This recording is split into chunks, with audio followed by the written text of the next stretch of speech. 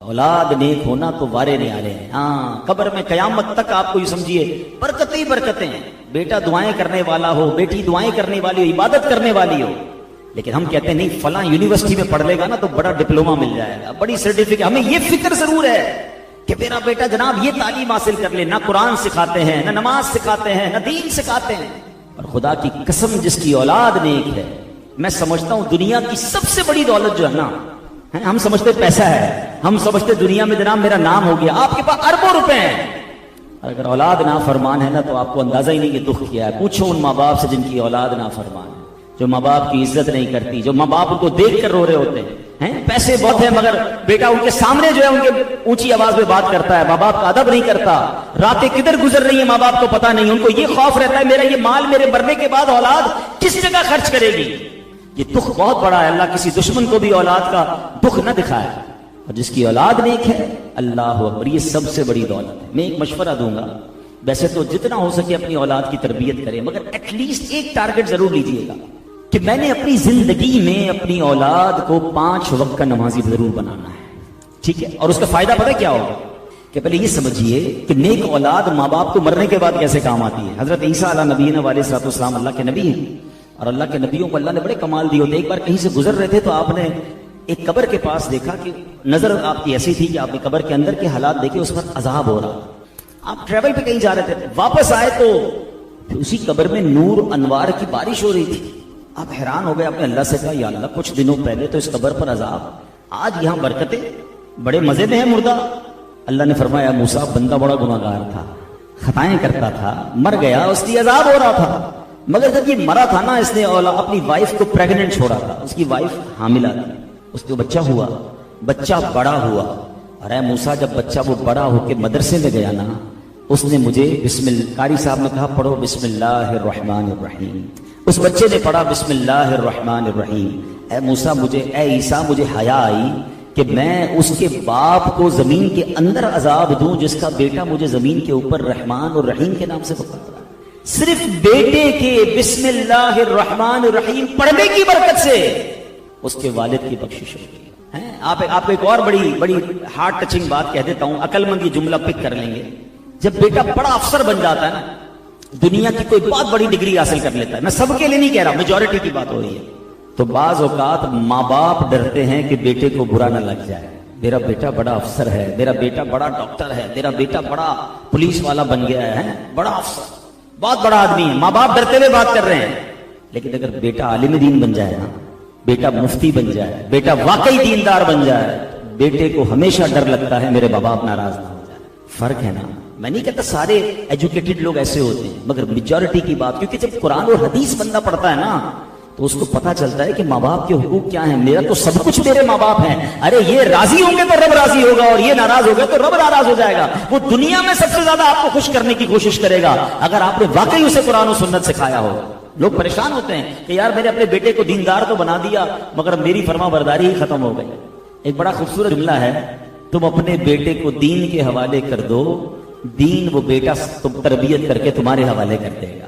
تو سب سے پہلے اپنی اولاد کی شریعت کے مطابق تربیت کریں. میں جملہ کہہ رہا تھا کہ اپنی اولاد کو کم از کم 5 وقت کا نمازی ضرور بنائیے گا. اس کا پتہ فائدہ کیا ہوگا, آپ کے میرے مرنے کے بعد وہ بے شک ہماری قبر پر آئے نہ آئے, مگر وہ روزانہ 5 وقت باوضو قبلہ رو ہو کر دن میں کئی بار پتہ کیا پڑے گا, ربنا اغفر لی ولوالدی وللمؤمنین یوم یقوم الحساب. کس حالت میں پڑھے گا؟ التحیات میں بیٹھا ہوگا, قبلہ رو بیٹھا ہوگا, نماز کی عالم میں ہوگا, فجر میں 2 بار پڑھے گا, ظہر میں بعض اوقات 3 اور 4 بار یہ دعا کرے گا, عصر میں کرے گا, مغرب میں کرے گا, عشاء میں کرے گا. سبحان اللہ. آپ نے سنا ایک بار رحمان الرحیم کہا تھا, اللہ نے اس قبر والے سے عذاب اٹھا دیا جس کا بیٹا 5 بار اس کے لیے دعا کرے گا. سوچو نا ماں باپ کا کیا حال ہو جائے. تو پریورٹی یہ دیجئے گا کہ بے شک آپ کا بیٹا آپ کہتے ہیں بہترین اسکول میں پڑھے لیکن دین سے دور نہ ہو جائے. اور یہی ہماری ذمہ داری ہے کہ ہم اپنی اولاد کی طرف آئیں. اب ذرا غور سنیے گا, حضرت سعد بن عبداللہ تستری رحمۃ اللہ تعالی فرماتے ہیں میں 3 سال کی عمر کا تھا. دیکھیں ان کی تربیت کیسی کی. کہتے ہیں میں رات کے وقت اپنے ماموں جان حضرت محمد بن صبار علیہ رحمۃ اللہ الغفار کو نماز پڑھتے دیکھتا تھا. ایک دن نے مجھے کہا کہ اے بیٹا کیا تو اس رب کو یاد نہیں کرتا جس نے تجھے پیدا کیا ہے؟ میں نے پوچھا میں اپنے رب کو کیسے یاد کروں؟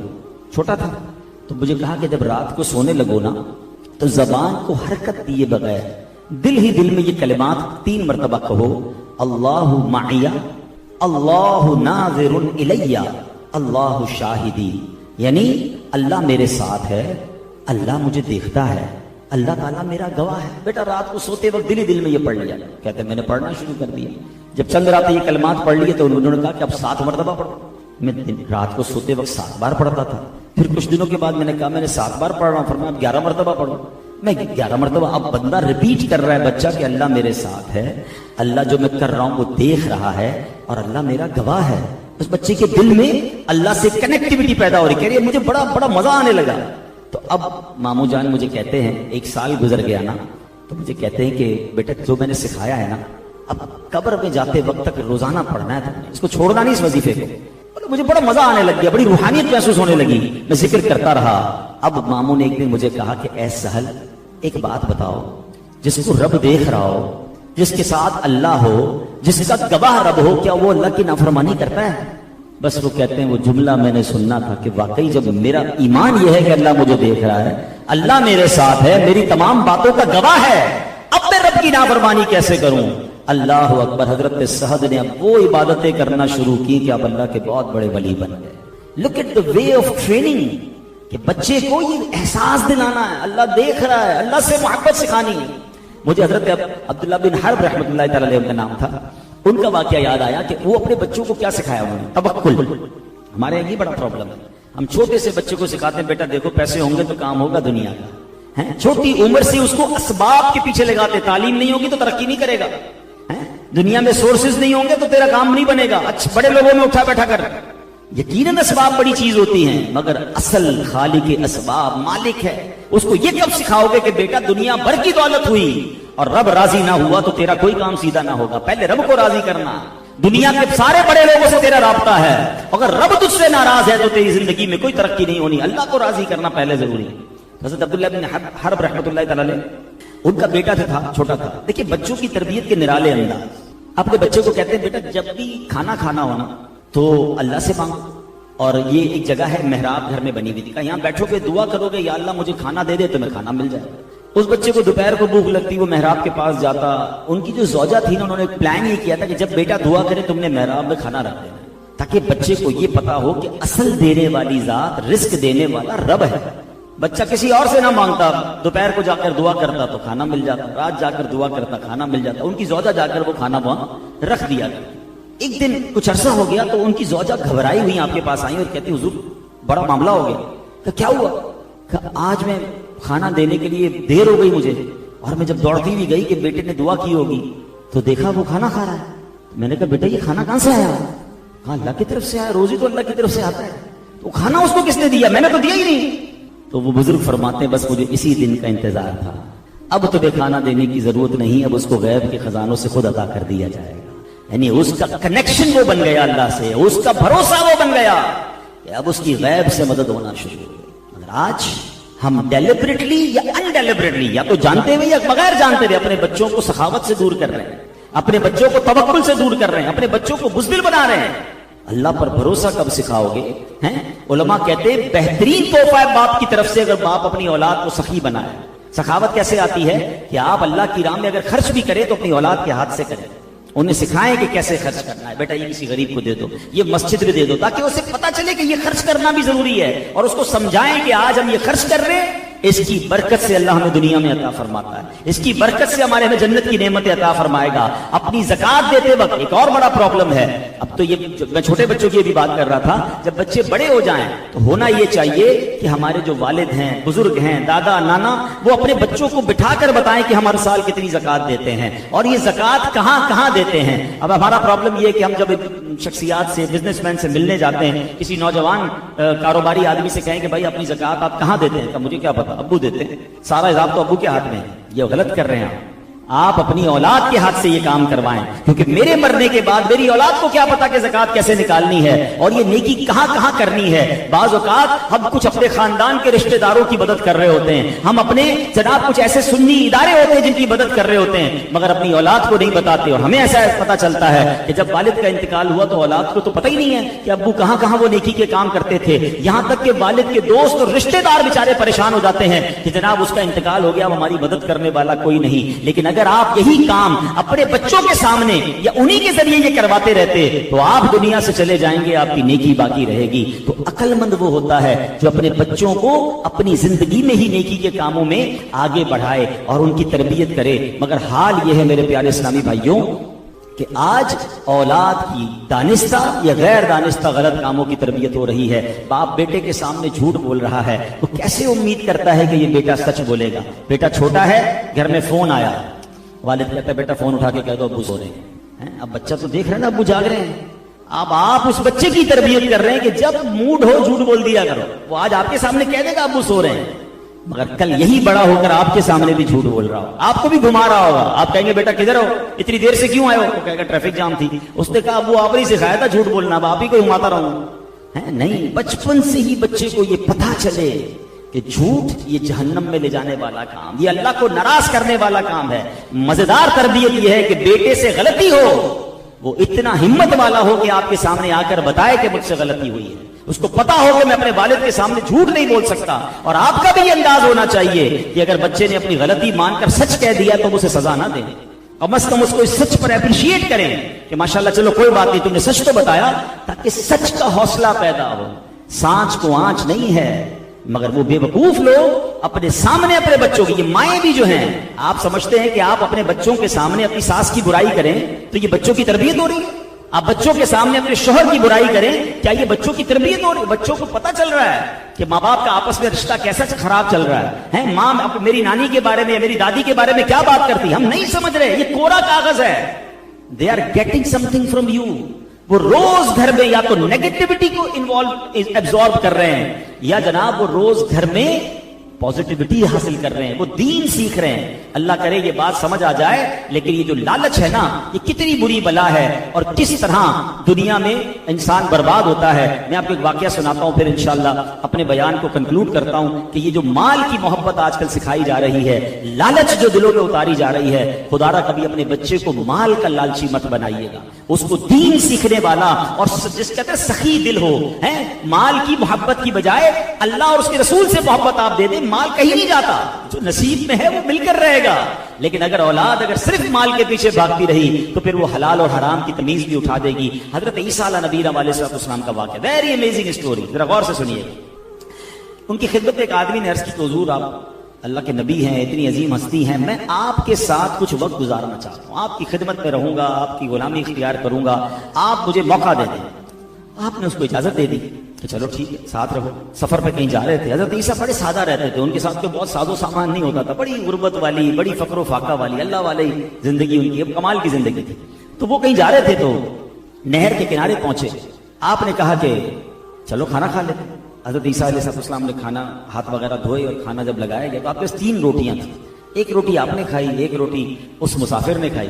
آپ جب نہر سے پانی پینے گئے تو اس ساتھی نے وہ روٹی چھپا لی. اب اس نے دیکھا ہیں 3 روٹیاں, اب بھی کھا لیا, آگے کیا کھاؤں گا. وہ دماغ میں اسی کو پہلے دن ہی گھبراہٹ شروع ہو گئی. توکل نہ ہو تو انسان یہی سوچتا نا کل کیا ہوگا, پرسوں کیا ہوگا. اب یہ ماشاءاللہ بچے کی ولادت پر, عقیقے پر یہ محفل ہے, ورنہ کچھ لوگوں کو دیکھا بچہ پیدا ہوتے ان کی ٹینشن شروع ہو جاتی ہے. خوشی کی بجائے ٹینشن, اللہ اکبر یہ بڑا ہوگا تو کیا ہوگا, اس کی پڑھائی کا کیا ہوگا, بچی پیدا ہو گئی تو اس کے رشتے کا کیا ہوگا. گھبراہٹ ابھی سے شروع.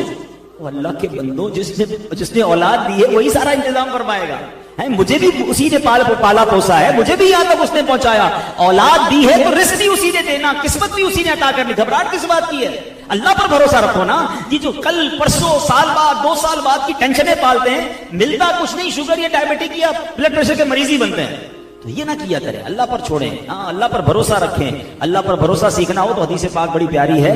اللہ کے نبی علیہ السلام فرماتے, جس کا مضمون ہے اگر تم اللہ پر ایسا بھروسہ کرو جیسا بھروسہ کرنے کا حق ہے, اللہ تمہیں ایسے روزی دے گا جیسے پرندوں کو رزق عطا فرماتا ہے.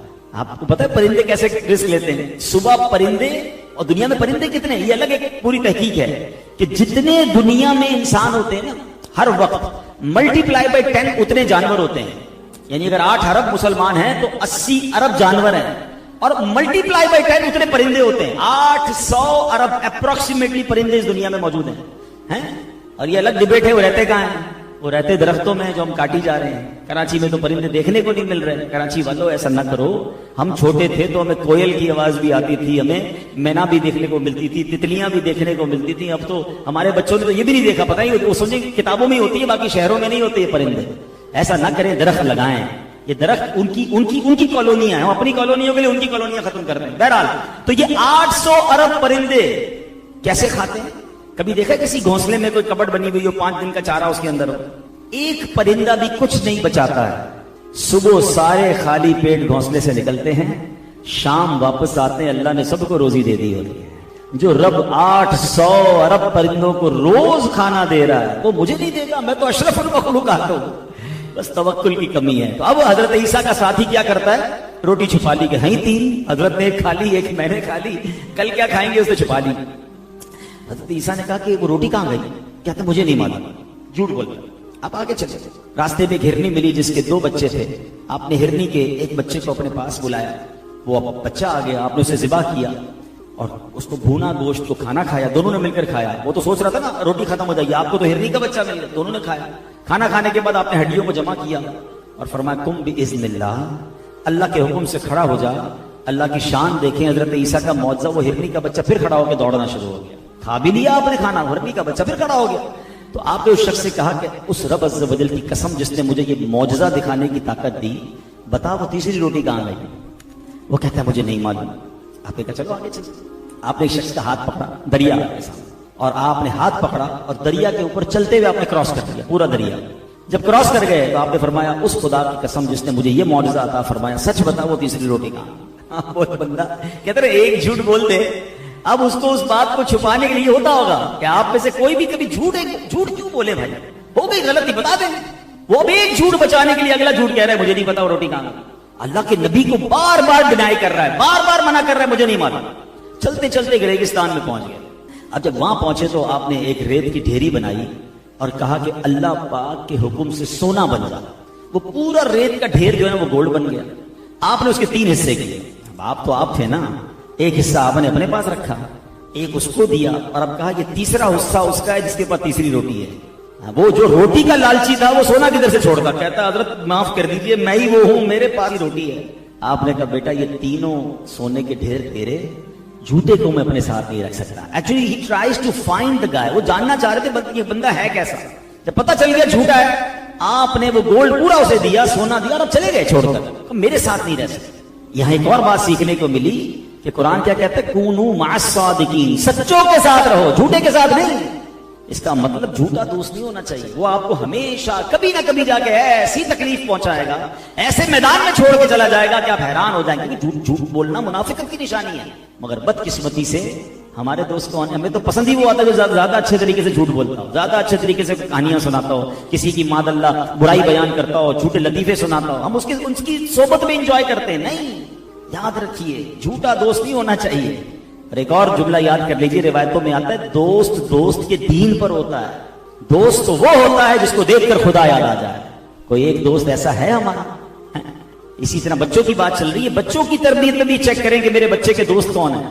برے دوست بھی تو برا بناتے ہیں نا, ہم بھی برے دوستوں میں انجوائے کر رہے ہیں. نہیں, چیک کرو کوئی ایک دوست تو ایسا ہو جس کو دیکھ کر خدا یاد آ جائے. ہم نے تو ایسے دوست بنائے جس کو دیکھ کر سنیما یاد آتا ہے, کسی کو دیکھ کر کوئی غلط کام ہی یاد آتا ہے. نہیں, دوست کو دیکھ کر خدا یاد آتا ہے. بہرحال حضرت عیسیٰ علیہ السلام نے اس بندے کو چھوڑا اور آپ چلے گئے. اب یہاں نیا کام شروع ہو گیا. لالچ تھی نا, دیکھیں لالچ کتنی بری بلا ہے. ابھی تو بڑا خوش کہ جناب سونا اتنا سارا مجھے مل گیا, چادر میں لپیٹا, کاندھے پہ اٹھایا, ریگستان تھا, تنہائی تھی, سفر شروع کیا.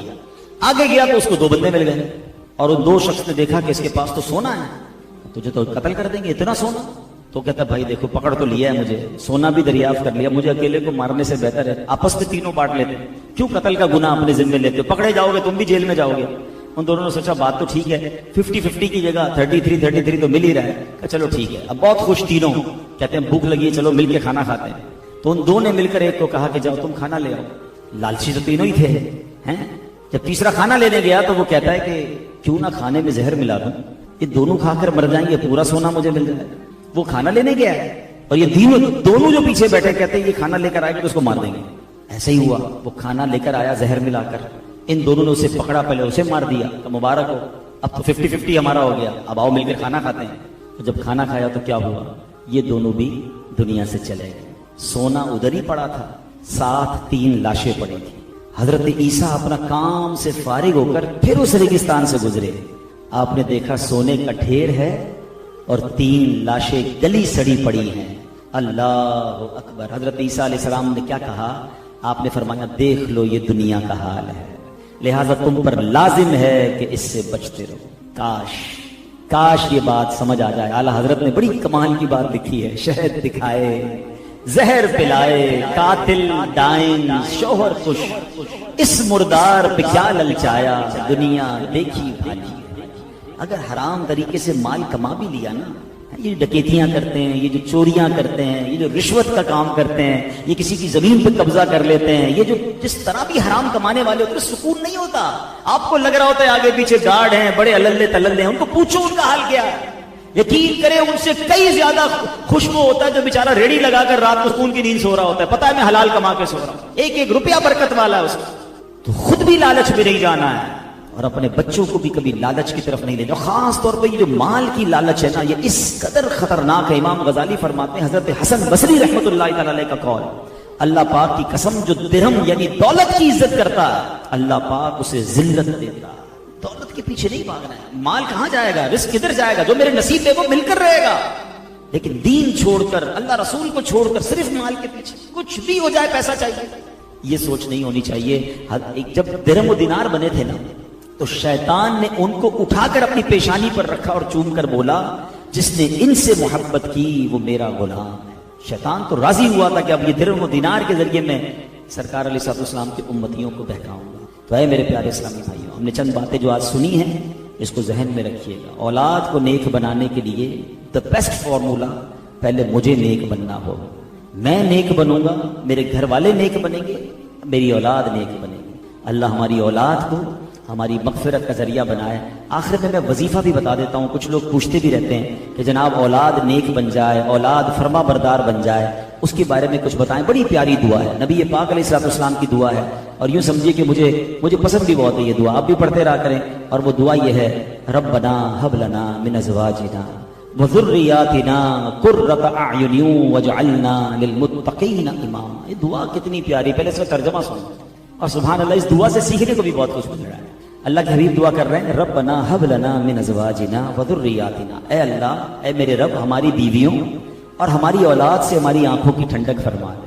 پھر فرمایا قرۃ اعین, یعنی ہماری آنکھوں کی ٹھنڈک فرما, واجعلنا للمتقین اماما. بھائی بات تو کمپلیٹ ہو گئی تھی نا کہ اللہ ہمیں ہماری اولاد اور اپنی بیویوں سے سکھ عطا فرما, خوشی نصیب فرما, انہیں ہماری آنکھوں کی ٹھنڈک بنا. مگر آلویز آپ نبی پاک کی دعاؤں میں دیکھیں گے اگر دنیا کی بھی دعا ہے نا تو ساتھ ساتھ کو اللہ کو راضی کرنے والی آخرت کی دعا ضرور شامل ہوگی. وجعلنا للمتقین اماما, اے اللہ مجھے متقیوں کا امام بنا دے. واہ واہ, بچے بھی نیک ہو جائیں, زوجہ بھی نیک ہو جائے, فیملی بھی نیک ہو جائے, اور میں بھی متقیوں کا امام ہو جاؤں, اور کیا چاہیے. تو علماء کہتے ہیں کہ اس کو ہر نماز کے بعد, اول آخر درود شریف کے بعد یہ دعا ایک بار پڑھ لیں, انشاءاللہ بچے سنتوں کے پابند بنیں گے اور گھر میں بہت خوبصورت ماحول, امن و سکون والا ماحول ہو جائے گا. تو یہ دعا میں دوبارہ کہہ دیتا ہوں, آپ بعد میں انشاءاللہ اس کو میری ویڈیو سے نکلوا لیجئے گا. اللہم ربنا ہب لنا من ازواجنا وذریاتنا قرۃ اعین واجعلنا للمتقین اماما. ہم اللہ سے دعا کرتے ہیں یہ دعا ہم سب کے اور ہم سب کے گھر والوں کے حق میں قبول فرمائے. اچھا, بچہ اگر نافرمان ہو گیا ہے, سویا ہوا ہو, تو اس کے سرہانے کھڑے ہو کر یہ جو آیت میں پڑھ رہا ہوں ایک بار اتنی آواز سے پڑھیں کہ اس کی آنکھ نہ کھلے. اول آخر درود پاک پڑھ لے 11 بار, 11 دن تک یا 41 دن تک یہ آپ نے پڑھنا ہے. اور یہ آیات کیا ہیں, بسم اللہ الرحمن الرحیم, بل ہوا قرآن مجید فی لوح محفوظ. یہ اولاد کے سرہانے پہ کھڑے ہو کر اتنی آواز سے پڑھیں کہ وہ سن لے مگر اس کی آنکھ نہ کھلے. ٹھیک ہے, اول آخر درود شریف کے ساتھ 41 دن تک آپ نے پڑھنی ہے یہ آیتیں. انشاءاللہ وہ بچہ جو ہے وہ فرما بردار ہوگا. اللہ ہماری اولاد کو ہماری آنکھوں کا نور بنائے. جو بے اولاد ہیں اللہ انہیں نیک اور صالح اولاد عطا فرمائے. جو صاحب اولاد ہیں جو بے اولاد ہے اللہ نیک اور صالح اولاد عطا فرمائے. اور جو صاحب اولاد ہیں اللہ ان کی اولاد کو ماں باپ کی آنکھوں کا نور اور مغفرت کا ذریعہ بنائے. بسم اللہ الرحمن الرحیم. ایک آیت اس کا کمال ہی اور ہے، اس کے راز ہی اور ہیں، اس کے اسرار ہی اور ہیں. قرآن پاک کی تو شان ہی نرالی ہے، مگر آج فقط کچھ باتیں میں آپ کو اللہ کے اس مبارک کلام کی اس ایک آیت کے رموز، اسرار، سیکرٹس، فضائل سنے تو عقل حیران ہو جاتی ہے. جو شخص، بہت سارے ایسے لوگ ہوں گے جو کاروباری مشکل کا، آج کل مہنگائی بھی بہت ہے، گزارا بھی نہیں ہو رہا، تو غور سے وظیفہ لے جائیں. کل سے کرنا شروع کرتے ہیں کہ جو شخص طلوع آفتاب کے وقت سورج کی طرف رخ کر کے بسم اللہ الرحمن الرحیم 300 بار اور درود شریف 300 بار پڑھے، اللہ تعالیٰ اس کو ایسی جگہ سے رزق عطا فرمائے گا جہاں اس کا گمان بھی نہیں ہوگا. اور روزانہ پڑھنے سے انشاءاللہ عز و جل 1 سال کے اندر امیر و کبیر ہو جائے گا. وظیفہ پھر ریپیٹ کر دیتا ہوں، غور سے سن لیں. پہلے فجر کی نماز ادا کرنی ہے، اس کے بعد جب فجر کا وقت ختم ہونے لگے تو سورج طلوع ہوتا ہے. سورج طلوع ہونے کا وقت ہے، اس وقت آپ نے سورج کی طرف رخ کر کے ہاتھ میں تسبیح لینی ہے. 300 بار بسم اللہ الرحمن الرحیم، 300 بار درود پاک انشاءاللہ پڑھیں، اور پھر دیکھیں انشاءاللہ اللہ پاک رزق میں کیسی برکت دیتا ہے. سبحان اللہ. مولا علی شیر خدا نے ایک بڑا پیارا وظیفہ دیا، اور شاید اب جو میں وظیفہ بتانے جا رہا ہوں جتنے لوگ یہاں موجود ہیں سب کو اس وظیفے کی ضرورت ہے. مولا علی شیر خدا کرم اللہ تعالی وجہ الکریم سے بیسیکلی تو یہ روایت ہے. وظیفہ تو نبی پاک علیہ الصلوۃ والسلام نے عطا فرمایا. آقا فرماتے اے علی میں تمہیں ایسے کلمات نہ بتا دوں جنہیں تم مصیبت کے وقت پڑھ لو. عرض کیا حضور ضرور. ارشاد فرمائے میری جان آپ پر قربان، تمام اچھائیاں ہم نے آپ ہی سے تو سیکھی ہیں. پیارے آقا علیہ الصلوۃ والسلام نے فرمایا جب تم کسی مشکل میں پھنس جاؤ اس طرح پڑھو بسم اللہ الرحمن الرحیم ولا حول ولا قوت الا باللہ العلی العظیم. بس اللہ پاک اس کی برکت سے جن بلاؤں کو چاہے گا دور فرما دے گا. اچھا اس وظیفے کو میں نے بھی کئی بار ٹرائی کیا ہے. میں نے الحمدللہ پہلے امیر اہل سنت کو دیکھا. مثال کے طور پہ آپ کہیں پھنس گئے، آپ کا ٹریفک میں گاڑی پھنس گئی ہے، گاڑی خراب ہو گئی ہے، فلائٹ کا ٹائم ہو گیا ہے، ٹرین کا ٹائم ہو گیا ہے، اور آپ کو لگتا ہے اب نہیں پہنچ سکیں گے، یا کسی بھی مشکل میں آپ پھنس گئے ہیں، آپ بسم اللہ الرحمن الرحیم ولا حول ولا قوت الا باللہ العلی العظیم. پھر آپ دیکھیے مشکلیں کیسے آسان ہوتی ہے. اب مثال کے طور پہ کوئی چیز گم ہو جائے، قرضہ آ جائے، کاروبار میں کوئی نقصان ہونے لگے، کوئی چیز میں گڑبڑ ہو جائے، کسی بھی پریشانی میں ہے، آپ یہ وظیفہ یاد کر لو. ذرا مل کے دوہرا لو بسم اللہ الرحمن الرحیم ولا حول ولا قوت الا باللہ العلی العظیم.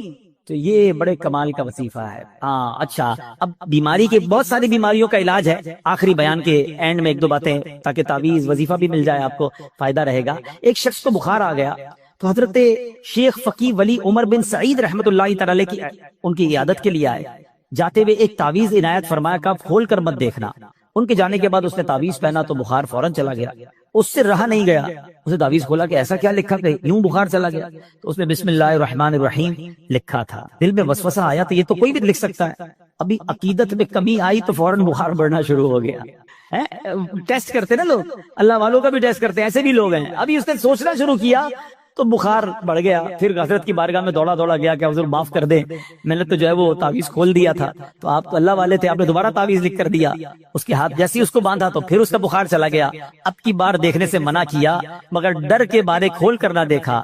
بالآخر سال کے بعد کبھی جا کے کھول کر دیکھا تو اس میں بسم اللہ الرحمن الرحیم ہی لکھا ہوا تھا. تو سبحان اللہ اس کی خوب برکتیں ہیں. اور بتایا گیا کسی کی نکسیر پھٹ جائے نا، بعض اوقات خون نکل رہا ہوتا ہے، تو پیشانی سے بسم اللہ الرحمن الرحیم لکھنا شروع کرے اور ناک کی نوک تک، یعنی یہاں سے لکھنا شروع کرے اور یہاں تک ختم کرے تو انشاءاللہ عز و جل اس کی جو ہے وہ خون آنا جو ہے وہ بند ہو جائے گا. بہرحال بہت سارے وظائف ہیں. بسم اللہ الرحمن الرحیم ہر کام نیک اور جائز کام شروع کرنے سے پہلے پڑھنا ہے. پھر دیکھیں اس کی کیسی برکتیں ملتی ہیں. بے ایمانوں کو ایمان دینے والی یہ آیت ہے. ذرا واقعہ سنیے گا. ایک یہودی تھا نان مسلم، ایک یہودن پر عاشق ہو گیا اور عشق مجازی کا اس پر ایسا غلبہ ہوا کہ یہ مجنون جیسا ہو گیا. نہ کھانے پینے کا ہوش تھا، نہ آرام کرتا تھا، بڑا پریشان. اس زمانے میں اللہ کے ایک ولی تھے حضرت عقا رحمت اللہ تعالی علیہ. ان کے پاس آیا اور کہا کہ حضور میں بہت پریشان ہوں، وہ فلاں سے عشق ہو گیا ہے، چین ہی نہیں آتا. آپ اللہ والے تھے، آپ نے ایک کاغذ کے ٹکڑے پر بسم اللہ الرحمن الرحیم لکھا اور کہا یہ کھا جاؤ. اس نے وہ کاغذ کا ٹکڑا نگل لیا کہ شاید میرا کام بچ جائے گا. سچی بات ہے اس کا کام بن گیا. ہوا یہ کہ جیسی اس نے کاغذ کو نکلا نا، اس کے دل کی دنیا ہی بدل گئی، ایمان کی مٹھاس ملنے لگی اور اس کے دل میں نور ظاہر ہو گیا. عورت کے عشق کو چھوڑا اور کہتا حضور بس اب مجھے کچھ اور نہیں چاہیے، جس رب کا نام اندر گیا ہے اب کلمہ پڑھائیے، مجھے مسلمان کر دیجئے. صرف بسم اللہ الرحمن الرحیم کاغذ میں لکھا ہوا پیٹ میں جاتا ہے. اب اس یہودن کو پتہ چل گیا کہ میرا عاشق تو مسلمان ہو گیا ہے. وہ بھی حضرت کی بارگاہ میں آئی اور کہا کہ میں ہی وہ عورت ہوں کہ جس کے عشق میں وہ مبتلا تھا، وہ مسلمان ہو گیا ہے. اب مجھے خواب میں روزانہ کوئی کہنے والا کہتا ہے کہ اگر تجھے جنت میں اپنا ٹھکانہ دیکھنا ہے نا تو جا اور حضرت عطا کے پاس جا، تجھے اپنا جنت میں ٹھکانہ دکھائیں گے. تو حضرت میں آپ کے پاس آئی ہوں، بتائیے جنت کہاں ہے؟ حضرت عطا نے کہا کہ جنت کا ارادہ ہے تو پہلے تجھے اس کا دروازہ کھولنا پڑے گا نا، جنت میں جانا ہے تو ڈور اوپن کر. تو وہ کہتی جنت کا دروازہ میں کیسے کھولوں؟ فرمایا بسم اللہ الرحمن الرحیم پڑھ. آپ نے فرمایا جنت کا دروازہ کھولنا ہے نا، بسم اللہ الرحمن الرحیم پڑھ. جیسے ہی اس نے بسم اللہ الرحمن الرحیم پڑھا دل میں نور بڑھنے لگ گیا. کہتی حضور بس اب مجھے اسلام میں داخل کیجئے. اس نے کلمہ پڑھا اور بسم اللہ شریف کی برکت سے وہ بھی مسلمان ہو گئی. اسی رات جب وہ نو مسلم خاتون جو ہے رات کو سوئی تو خواب پہ جنت میں داخل ہوئی. خوبصورت محل دیکھا، گنبد دیکھے. ایک گنبد پر لکھا تھا بسم اللہ الرحمن الرحیم لا الہ الا اللہ محمد الرسول اللہ. عورت نے یہ الفاظ پڑھے تو کسی پکارنے والے نے کہا اے پڑھنے والی، اللہ پاک نے یہ سب تجھے عطا فرما دیا ہے.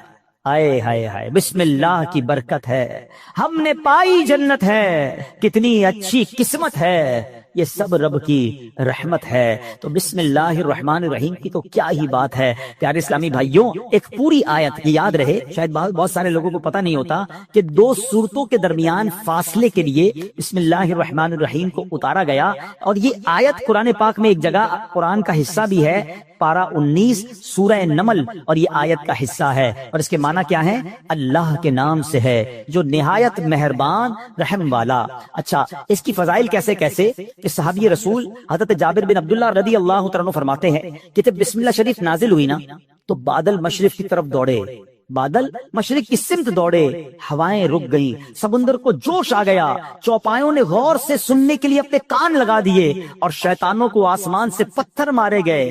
اور اللہ پاک نے فرمایا مجھے میری عزت و جلال کی قسم، جس چیز پر بسم اللہ الرحمن الرحیم پڑھی گئی میں اس میں برکت دوں گا.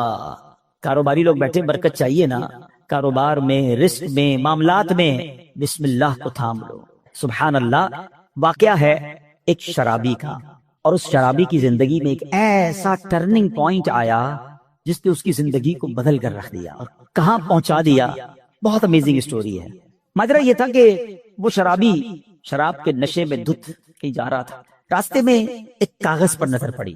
ماشاءاللہ یہاں قرآن پڑھنے والے، پڑھانے والے، اپنی دکانوں پر بھی ماشاءاللہ مدرسہ لگانے والے موجود ہیں. تو آج قرآن پاک کی صرف ایک آیت کی فضیلت کی میں نے بات کرنی ہے. پورے قرآن کی شان تو نرالی ہے، ایک آیت میں کیا کچھ ہے اس سے اندازہ ہوگا کہ پھر رب کے کلام میں کتنی عظمتیں ہیں. تو وہ جو شراب کے نشے میں دھت جا رہے تھے، انہوں نے دیکھا کہ ایک کاغذ کا ٹکڑا پڑا ہے اور اس پر بسم اللہ الرحمن الرحیم لکھا ہوا ہے. اب اس کو خیال آیا کہ میرے رب کا نام زمین پر. ادب کا خیال آیا، عزت کا خیال آیا کہ یہ نہیں ہونا چاہیے. حالانکہ وہ غلط کام کر رہے تھے، شراب میں تھے، مگر عطر خریدا، اس کاغذ کے ٹکڑے کو صاف کیا، اسے عطر لگایا اور بلند جگہ پر رکھا. اس کے بعد وہ اپنے کام میں مگن ہو گئے. اسی رات ایک بزرگ کو خواب میں زیارت ہوئی کہ جاؤ میرے اس بندے کو جا کر کہو کہ تم نے میرے نام کو پاک اور صاف جگہ پر رکھا، بلند جگہ پر رکھا، ہم تمہارے نام کو بھی بلند کریں گے. اب بزرگ اس بندے کو جانتے تھے کہ وہ تو شرابی ہے. شرابی کے لیے یہ پیغام کیسے ہو سکتا ہے؟ تو کہتے لگتا ہے خواب میں کوئی غلط فہمی ہوئی، دوبارہ سو گئے. دوبارہ سوئے تو پھر دوسری بار یہی پیغام. پھر سوچا نہیں اس بندے کے لیے پیغام نہیں ہو سکتا. تیسری بار خواب میں یہی پیغام دیا گیا. اب وہ بزرگ تلاش کرنے نکلے کہ وہ کدھر ہے شراب پینے والا. ڈھونڈتے ڈھونڈتے جب پتا چلا اس وقت بھی وہ شراب کی محفل میں ہی بیٹھے ہوئے تھے. آواز دی کہ باہر آئیے. وہ تو شراب کے نشے میں مست. تو کسی کو بھیجا کہ جاؤ کہو تمہارے لیے پیغام آیا ہے. کہ میرے لیے کون پیغام لایا ہے؟ بہرحال پوچھو کس کا پیغام لائے ہو؟ جو بزرگ شراب کھانے کے باہر کھڑے تھے نا، اندر جا کر اسے بتا دو اللہ کا پیغام لایا. اب جب یہ سننا تھا تو جھرجھری سی آ گئی، کھڑے ہوئے، باہر آئے، اور جب یہ بات بزرگ نے بتائی کہ مجھے تو نہیں پتا تم نے کیا کیا ہے، 3 بار خواب میں مجھے کہا گیا کہ تمہیں بتا دوں، تم نے رب کے نام کو جو تعظیم کی ہے، بسم اللہ الرحمن الرحیم کو معطر کیا، اسے بلند جگہ پر رکھا ہے، مجھے یہ پیغام ملا ہے کہ تمہیں بھی تمہارے نام کو بلندی دی جائے گی، تمہیں عزت اور مرتبہ دیا جائے گا۔ جب یہ سنا کہ میں شراب کے نشے میں دھت اور میرا رب مجھ پہ اتنا مہربان، اس بندے نے توبہ کی، اللہ سے معافی مانگی اور عبادتوں میں لگ گئے۔ اے میرے پیارے اسلامی بھائیوں، یہ انقلاب جو شراب کے نشے میں دھت شخصیت کو اللہ کا ولی بنا گیا، یہ کون تھے؟ یہ کوئی اور نہیں، حضرت بشر حافی رحمت اللہ تعالی علیہ تھے۔ یہ زمانے کے ولی بنے۔ حافی کہتے ہیں ننگے پیر رہنے والے کو۔ آپ معرفت الہی اور اللہ کی یاد میں اتنے گم رہنے لگے کہ آپ چپل ہی نہیں پہنتے تھے۔ اور کتابوں میں لکھا کہ جب تک حضرت بشر حافی اس شہر میں رہے، کوئی بھی چوپایا جو ہے نا راستے میں گندگی نہیں کرتا تھا، اس ادب کے ساتھ کہ کہیں بشر حافی کے پیر گندے نہ ہو جائیں۔ تو کتابوں میں آتا ہے کہ ایک بار کسی نے دیکھا کہ چوپائے نے گندگی کر دی ہے، تو اس کے مالک نے سمجھ لیا کہ ہو نہ ہو بشر حافی کا انتقال ہو گیا ہے۔ اور جب معلوم کیا گیا تو ایسا ہی تھا کہ جب وہ زمانے سے وہ دنیا سے چلے گئے، پھر چوپایوں نے راستے کے اندر گندگی کرنا شروع کی۔ یعنی جو اللہ کا ادب کرتا ہے، اللہ کے نام کی تعظیم کرتا ہے، اللہ کی مخلوق جو ہے وہ اس کی تعظیم کرنے لگ جاتی ہے۔ سبحان اللہ۔ آپ کو اندازہ ہے کہ بسم اللہ الرحمن الرحیم میں جامعیت کتنی ہے؟ سنتے جائیے۔ اللہ پاک نے بعض انبیاء کرام پر مختلف کتابیں اور صحائف نازل فرمائے جن کی تعداد 104 ہے، ٹھیک ہے؟ ان میں سے 60 صحیفے حضرت شعیب علیہ السلام پر، 30 صحیفے حضرت ابراہیم علیہ السلام پر، 10 حضرت موسیٰ علیہ السلام پر تورات شریف اترنے سے پہلے نازل ہو گئے تھے۔ پھر 4 بڑی کتابیں ہیں، تورات شریف، زبور شریف، انجیل مقدس اور قرآن مجید، ٹھیک ہے؟ اچھا، ان تمام صحیفوں کے مضامین قرآن پاک میں ہیں۔ قرآن پاک کے سارے مضمون سورہ فاتحہ میں ہے، اور سورہ فاتحہ کا سارا مضمون بسم اللہ الرحمن الرحیم میں ہے۔ اور سنو، بسم اللہ الرحمن الرحیم کا سارا مضمون بسم اللہ کے حرف با میں موجود ہے، اور اس کے معنی کیا ہے؟ بی کان ما کان و بی یکون ما یکون، یعنی جو کچھ بھی ہے مجھ یعنی اللہ پاک ہی سے ہے، اور جو کچھ ہوگا مجھ یعنی اللہ پاک سے ہی ہوگا۔ اللہ اکبر۔ یہ کمال ہے بسم اللہ الرحمن الرحیم کا کہ تمام صحیفوں اور قرآن مجید کا نچوڑ اس کے اندر موجود ہے۔ اور سبحان اللہ، بسم اللہ کے فضائل کتنے! امام فخر الدین رازی رحمت اللہ تعالی فرماتے ہیں بسم اللہ الرحمن الرحیم کے 19 حروف ہیں، ٹھیک، اور دوزخ پر عذاب دینے والے فرشتے بھی 19 ہیں۔ تو آپ فرماتے ہیں کہ